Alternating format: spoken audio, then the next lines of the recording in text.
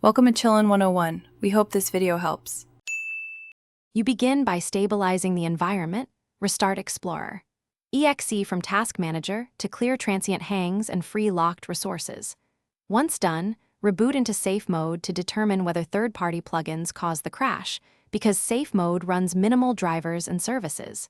Make sure to temporarily disable Context Menu and Shell Extension utilities, since these are common culprits. This first step isolates variables quickly, giving you a controlled baseline to decide whether the issue is system-level or caused by an add-on. Next, you focus on mid-level diagnostics.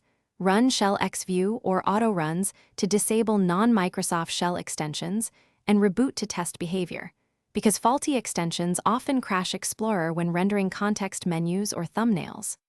Make sure to update, or if the problem started after an update, roll back GPU and storage drivers in Device Manager. Display and file drivers interact with Explorer. Then open Event Viewer to capture Explorer or application error codes. These logs reveal failing modules and give you precise targets for repair. Finally, you repair core components. Run sfc/scano and dism restore health to fix corrupted system files that can crash Explorer when resources fail.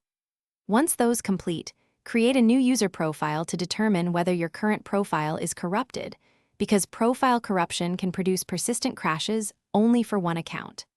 If Explorer still crashes, perform an in-place Windows repair or roll back to a restore point. Troubleshooting tip: if crashes continue, collect a crash dump and note event viewer codes before seeking advanced support.